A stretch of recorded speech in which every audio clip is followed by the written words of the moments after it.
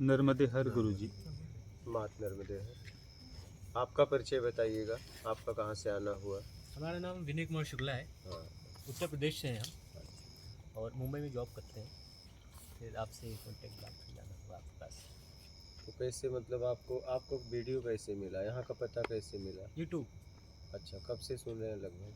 लगभग बस ऐसे आना हुआ यूट्यूब पे, तो हमारा देखना हुआ और फिर देखे एक दो। तो स्पिरिचुअल हम बोले कि हमें एक अध्ययन मतलब अध्यात्म दुनिया में जाना है, तो गुरु जी से संपर्क कॉन्टेक्ट करते हैं। फिर आपसे बात हुई, आज आपके पास है, यहाँ है।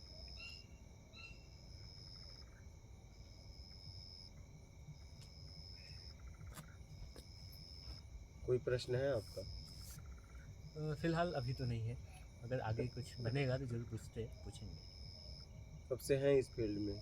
इस फील्ड में अध्यात्म में कब से रुचि है आपकी? गुरुजी अध्यात्म में देखा जाए तो एक देखिए, अभी तो हम घर पर एक भौतिक दुनिया में थे, ठीक है। तो उसमें तो कुछ स्पिरिचुअल काम करेगा नहीं जब तक आप पूरी तरह स्पिरिचुअलिटी वो आप लेते नहीं हैं। तो अशांति नकारात्मक वही जो होता है भौतिक दुनिया संसार में। एकदम। तो फिर आपसे बात हुई कि पूरी तरह भौतिक एक साधना साधक के रूप में करना है, करते हैं। तो फील्ड देखा जाए तो ज़्यादा नहीं है, 50% तो अध्यात्म तो घर पर थे ही, लेकिन 100% नहीं थे। अशांत नकारात्मक बना रहता था बाकायदा। तो पूरी बना तरह होने रहता के लिए था कि उसके लिए काम भी हो जाता था? हाँ नकारात्मक हाँ हाँ। विचार बना रहता था कि उसके लिए काम भी हो जाता नहीं था? नहीं, अब चूँकि थॉट्स आपके पास आ रहे हैं तो कंट्रोल तो करना ही पड़ता है। उसके लिए काम क्या करेंगे, हाँ। नकारात्मक करेंगे तो फिर वो तो जैसे हमारे पास थॉट्स आ रहे हैं, जी जी। तो कभी न कभी वो काम हमने किया है, उसी के थॉट्स आते हैं।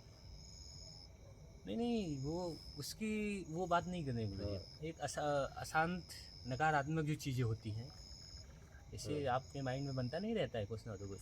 हाँ, जैसे माइंड में अगर कुछ आप बनता आप है। नहीं किए हैं फिर भी नकारात्मक चीज़ें आती हैं, वो आपको करवाने के लिए कि आप शायद ऐसा करें, मन जो होता है। हाँ, कहीं न कहीं आधार जी विचार हमारे पास थॉट्स तभी आते हैं जी जी। जब उसका विचार हमें कहीं न कहीं से मिला हुआ होता है।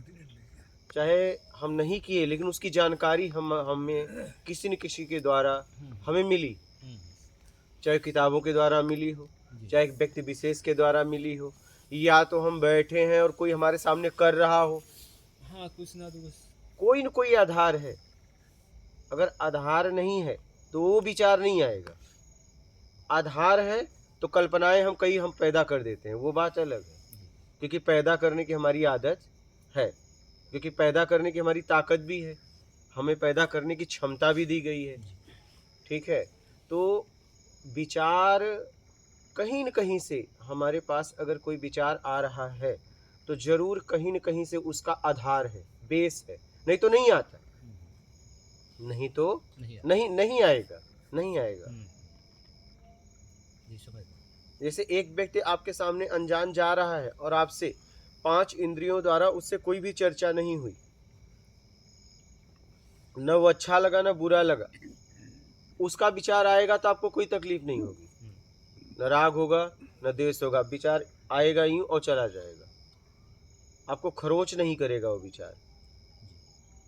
हमें वही विचार खरोच करता है अगर मैं उससे कुछ उम्मीद रखा हूँ, चाहे वो शब्द हो, चाहे दृश्य हो, चाहे गंध हो, चाहे रस हो, चाहे स्पर्श हो। कहीं न कहीं उम्मीद बनी है, तभी वो विचारों से हमें परेशानी है, नहीं तो नहीं होगी, नहीं तो होगी नहीं। विचार यूं आएंगे और यूं चले जाएंगे। जैसे हम शमशान में जाते हैं, यूं आते हैं, यूं जलते हैं और हम बैठ के हंसते हैं, नहीं। सही कह रहे हैं।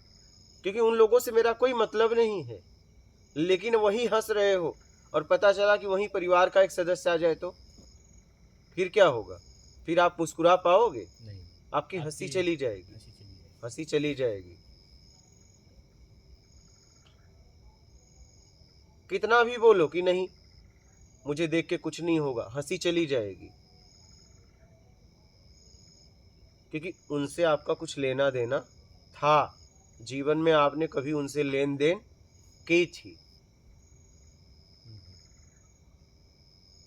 तो विचार कभी भी आते हैं तो आप समझिएगा कि आपका उनसे कहीं न कहीं लेन देन है, उन विचारों से तभी आ रहे हैं, नहीं तो नहीं आएंगे। कुछ ना कुछ हाँ अनबन नकारात्मक हाँ, चीजें बना हुआ है। कहीं न कहीं आधार है, बेस है, कहीं न कहीं उसकी जानकारी आपको है, तभी आएगी। बना रहता हाँ, एकदम एकदम 5 इंद्रियों से कभी न कभी आप उसके बारे में कुछ न कुछ सुना है। है जी। हाँ, कुछ आगे आप गढ़ सकते हो, पैदा कर सकते हो, कल्पना कर सकते हो, लेकिन कहीं न कहीं आपको आधार मिला है। तो जब भी विचार आए तो आप उसको देखिएगा कि विचार आ रहे हैं और ये विचार आए और जा नहीं रहे, इसका मतलब बार बार यही विचार आ रहे हैं, इसका मतलब कुछ लेन देन इन विचारों से है, इन कर्मों से विचारों के जुड़ा, पीछे कोई है। कर्म से जुड़ा। एकदम एकदम इस विचारों के पीछे कोई व्यक्ति होगा, जी। इस विचारों के पीछे कोई व्यक्ति होगा। क्योंकि आपको मैं एक बात बताऊं, आपको जानवर कुछ कर दे, मार भी दे, आपका चोट भर जाएगा, उस जानवर के प्रति आपका राग द्वेष नहीं रहेगा कभी। अच्छा एक बात बताओ, ऐसे विचार आए जानवरों के और आपको जानवर के विचार सताए? बोलो, क्या जानवरों ने आपको धक्का नहीं मारा है? गाय भैंस नहीं उठा के पटक देती है? तो उनके विचार अच्छा मुझे क्यों नहीं सताते? बोलो, आपका राग द्वेष आज तक किसी जानवर से रहा? नहीं। क्यों? क्यों? पशु पक्षियों की याद आती है, कभी आपको उसका तकलीफ हुआ? ऐसे विचार आप हटाना भी नहीं चाहते, नहीं? कोई चिड़ियों की याद आ जाए तो वो विचार आप हटाना चाहते हो?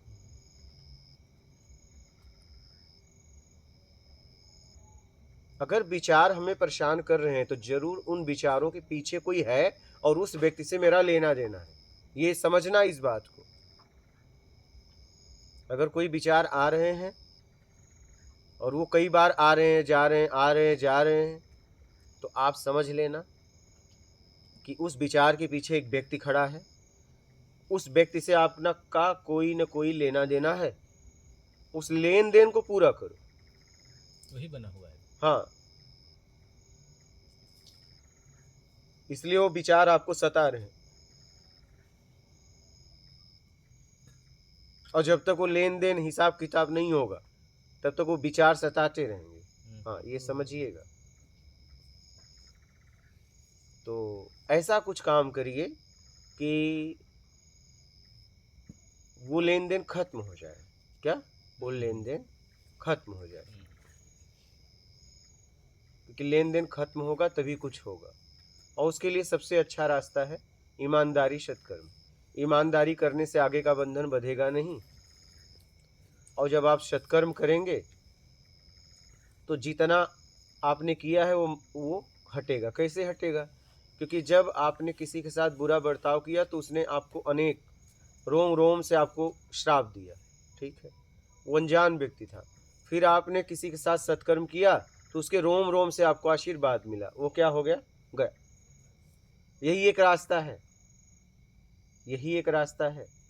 दुआ बंधुआ लोग। हाँ हाँ, बस बस बस यही। आखिर हमारे जिंदगी में घुटन क्यों है? हमारे जिंदगी में घुटन क्यों है?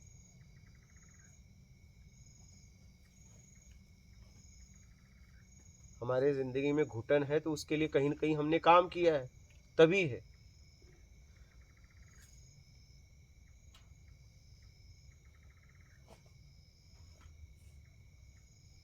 तो कोई न कोई विचार आ रहे हैं तो उसके पीछे कुछ है, उससे जाके देखिए ये विचार कहाँ से पैदा हो रहे हैं, जी। कहाँ से आ रहे हैं। हाँ, समझ रहे हैं? और कोई प्रश्न है? फिलहाल गुरु जी प्रश्न तो नहीं है अभी, और यही था कि शांति जो है एक जो होता है वो तो भौतिक जगत में तो आप पा नहीं सकते हैं शांति। वो एक अध्यात्म में ही शांति वो आप ग्रहण कर सकते हैं, पा सकते हैं। बाकी तो भौतिक में तो उलझे ही रहेंगे आप। तो हमारा ये था कि अगर शांति के लिए तो एक अध्यात्म ही है एक ऐसा कि जो कि स्थायी होता है, बाकी भौतिक तो अस्थायी तो है ही। मेरे समझ से परम शांति को उपलब्ध होना चाहते हैं जी।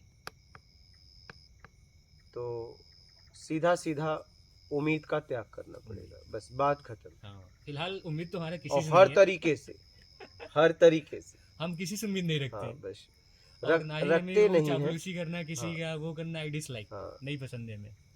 जो कुछ है ठीक है। परमात्मा भगवान अब जो कुछ दे देंगे, क्या है अब उनकी भाग्य का लिखा कोई मिटा नहीं सकता है।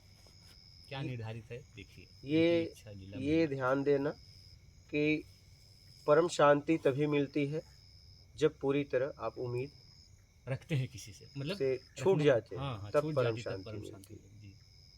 फिलहाल तो किसी से हमारा कुछ है नहीं, कोई उम्मीद नहीं है। बस एक जो अपना है ईश्वर के प्रति, उनके प्रति श्रद्धा भाव जो रखते हैं, तो भक्ति भजन बस यही है। देखिए तो उम्मीद से अपने आप को मुक्त करा ले। जी जी, उम्मीद को हटा दो बस। बस उम्मीद से मुक्त करा ले।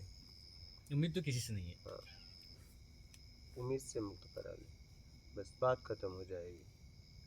जी ठीक है। मात नर्मदे। हाँ। मात नर्मदे हर गुरु जी।